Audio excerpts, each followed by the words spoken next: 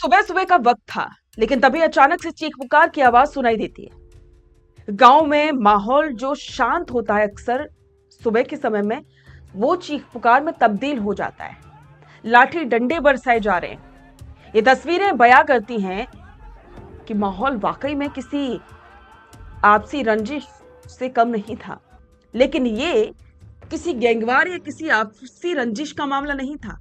ये मामला था सरकारी स्कूल की जर्जर हालत का गवाह बनने पहुंचे सीजेपी के कार्यकर्ताओं की पिटाई का। एक गांव में जब सीजेपी के कार्यकर्ता स्कूल की बदहाली को देखने के लिए पहुंचे थे, तो ग्रामीणों का गुस्सा फूट पड़ा और उन्होंने कार्यकर्ताओं की लाठी डंडे से पिटाई कर दी।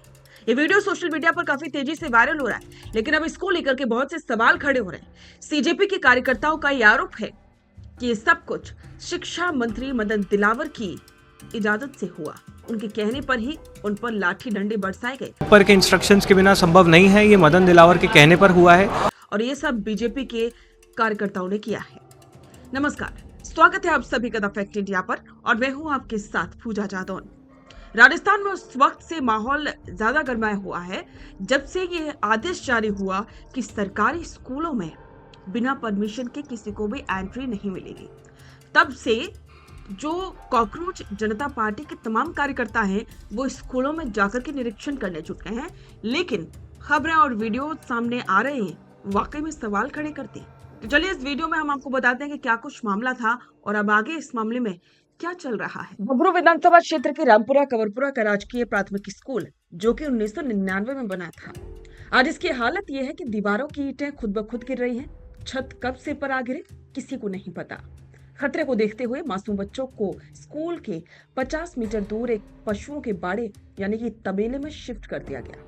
जरा सोचिए, जहाँ एक तरफ मवेशियों का चारा रखा है, वहीं टीन शेड के नीचे 20 से 30 बच्चे बैठकर के अपना भविष्य कर रहे हैं। सरकार ने स्कूल के लिए 12.5 लाख रुपए मंजूर किए। सरकार ने स्कूल के लिए 12,05,000 रुपए मंजूर किए, लेकिन कागजों से निकल करके पैसा जमीन तक कब पहुंचेगा किसी को नहीं पता। सीजेपी के कुछ कार्यकर्ता इस जर्जर स्कूल की बदहाली का वीडियो बनाने और निरीक्षण करने पहुंचे, लेकिन गांव वालों ने उन्हें देखते ही विरोध शुरू कर दिया और धक्का मुक्की करके गांव से बाहर निकाल दिया। सुबह के 10 बजे मामला यहीं शांत नहीं हुआ। 10 बजे सीजेपी के नेता आशुतोष रांका अपने दर्जनों समर्थकों के साथ दोबारा से गाड़ियों के काफिले में पहुंचे और इसके बाद जो हुआ उसने सबको हिला के रख दिया। जैसे ही टीम स्कूल के पास पहुंची, ग्रामीणों का गुस्सा फूट पड़ा। गाड़ियों पर पथराव शुरू हो गया।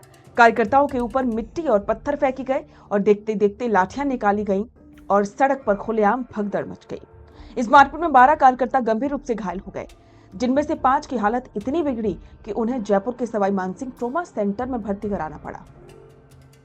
अब इस लड़ाई की 2 अलग अलग पहलू सामने आए। पहला पक्ष सीजेपी का आरोप। पार्टी पदाधिकारियों का सीधा आरोप है कि हमला राजस्थान के शिक्षा मंत्री मदन दिलावर के इशारे पर भाजपा समर्थकों ने किया। उनका कहना है कि वे केवल शिक्षा व्यवस्था के पोल खोलने आए थे। उन्होंने हमलावरों की गिरफ्तारी के लिए 48 घंटे का अल्टीमेटम दिया है। और दूसरा पक्ष ग्रामीणों का दावा क्या है वो भी समझ लीजिए। वहीं गांव वालों की कहानी बिल्कुल उलट है। वहीं ग्रामीणों का आरोप है कि बाहर से आए 200 से 250 लोग सरिया और आरी लेकर आए थे और जबरन स्कूल की बची कुची दीवारें गिराने की कोशिश कर रहे थे। ग्रामीणों का साफ कहना था कि हमें अपने गांव की स्कूल में कोई राजनीतिक दखलंदाजी नहीं चाहिए।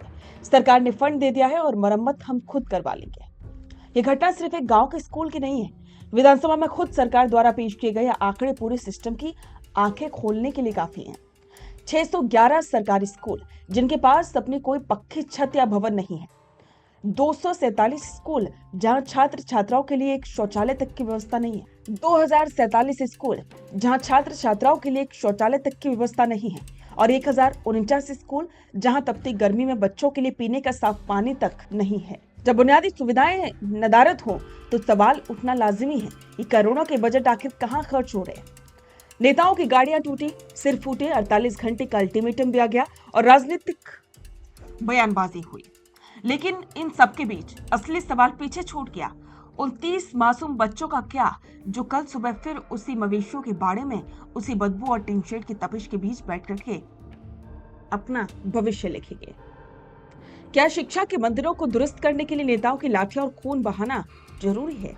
क्या वाकई में सीजेपी इस मामले में निष्पक्षता से काम कर रही है या फिर सीजेपी भी किसी राजनीतिक इच्छा से ये सब कर रही है? क्या सीजेपी के कार्यकर्ताओं पर जो ग्रामीणों ने लाठी डंडे बरसाए वो वाकई में शिक्षा मंत्री मदन दिलावर की मर्जी से हुआ या फिर ग्रामीणों ने स्वयं के विवेक से किया? आपको क्या लगता है? इस पर आपके विचार कमेंट बॉक्स में साझा करें और बने रहें द फैक्ट इंडिया के साथ। अपना पॉडकास्ट शुरू करना चाहते हैं और चाहते हैं कि पहले दिन से उसे लाखों लोग देखें, तो अब ये पॉसिबल है जयपुर में। जयपुर का सबसे तेजी से बढ़ता हुआ digital news channel the fact India आपके पॉडकास्ट को वर्ल्ड क्लास बनाने के लिए जयपुर के बीचों बीच श्यामनगर में लाया है world class podcast setup, green screen setup. उसे शूट करने के लिए best state of the art facilities, editor से लेके लाखों फॉलोअर्स और करोड़ों वाली रील्स वाला यूट्यूब चैनल, और ये सब आपको एक ही जगह पर मिलने वाला है। तो पूरी जानकारी के लिए आज ही व्हाट्सएप कीजिए इस नंबर पर।